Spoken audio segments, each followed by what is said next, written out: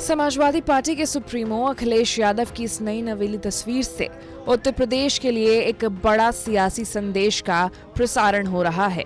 अखिलेश यादव ने हाथ में भगवान परशुराम की बड़ी सी फोटो थाम रखी है और साथ में खड़े हैं उत्तर प्रदेश के 5 बड़े ब्राह्मण नेता।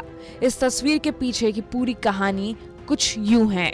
दरअसल लखनऊ में अखिलेश से 5 ब्राह्मण नेताओं ने मुलाकात की और उन्हें परशुराम की तस्वीर भेंट की।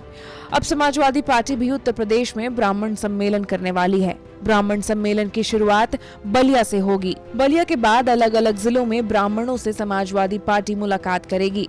उत्तर प्रदेश में अगले साल ही विधानसभा चुनाव हैं और उससे पहले हर सियासी दल की कोशिश ब्राह्मण वोट को अपनी ओर करने की है।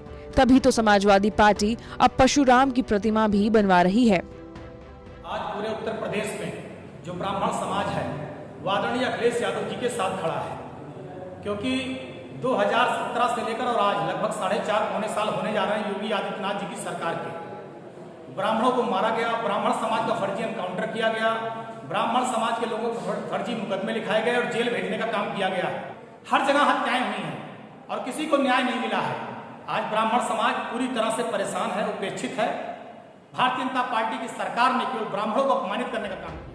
यूपी में विपक्षी दलों को अब लगने लगा है कि जब तक उनके खाते में ब्राह्मणों को वोट नहीं आएगा, उनकी दाल गलने वाली नहीं है। यही वजह है कि दलितों की हिमायती माने जाने वाली बीएसपी ने भी चंद दिनों पहले ही अयोध्या में ब्राह्मण सम्मेलन करके बताया कि उसे दलितों के साथ साथ यूपी के ब्राह्मणों की भी चिंता है। मुझे पूरा भरोसा है कि अब ये ब्राह्मण समाज के लोग जो इन्होंने पिछले चुनाव में इनको इनके बहकावे में आकर अपना वोट देकर इनकी सरकार बना दी थी पूरे 5 साल के लिए, अब वो पछता रहे हैं। लेकिन अब मुझे पूरा भरोसा है कि अब ये लोग इनके किसी भी प्रकार के बहकावे में नहीं आएंगे।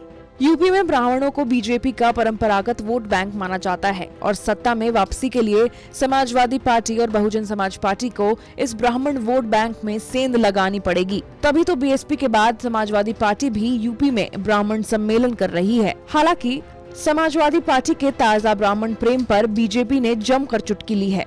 लोहिया के समाजवाद का दंभ भरने वाली समाजवादी पार्टी आखिरकार अपने जातिवाद के एजेंडे पर फिर उतर आई है। बहुजन समाज पार्टी, समाजवादी पार्टी, इन दोनों में होड़ मची है कि कैसे वो जाति पर नंबर ज्यादा ले सकते हैं। लेकिन उत्तर प्रदेश, विशेष करके ब्राह्मण समाज जो प्रबुद्ध समाज है, वो इस तरह की जात जमात की पॉलिटिक्स में नहीं आएगा। वो उत्तर प्रदेश के विकास के साथ, उत्तर प्रदेश के भविष्य के साथ जुड़ेगा और विकास के मुद्दे पर वोट देगा। समाजवादी पार्टी का आरोप है कि योगी राज में यूपी में ब्राह्मणों का अपमान हुआ, ब्राह्मणों का तिरस्कार हुआ, ब्राह्मणों पर अत्याचार हुआ।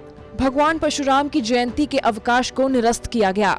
हमारे भगवान परशुराम की जयंती के अवकाश को निरस्त किया। भगवान परशुराम को महापुरुष बताया भाजपा सरकार ने, और भारतीय जनता पार्टी से निश्चित रूप से पूरा ब्राह्मण समाज बदला लेगा। 2022 में एक भगवान परशुराम का वंशज, भगवान श्री कृष्ण के वंशज श्री अखिलेश यादव के साथ खड़ा होकर श्री अखिलेश यादव को मुख्यमंत्री बनाएगा। इस बात का संकल्प संपूर्ण ब्राह्मण समाज ने ले लिया।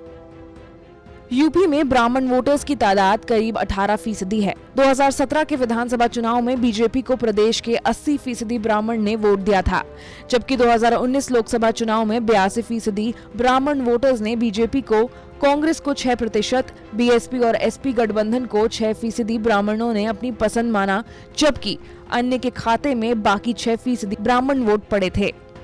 आंकड़े बताते हैं कि यूपी में सत्ता के लिए ब्राह्मणों का वोट कितना अहम है, और वैसे भी सियासी मौसम में जातियों की पहचान वोट मशीन के तौर पर ही बन जाती है। लखनऊ से संतोष शर्मा की रिपोर्ट, यूपी तक।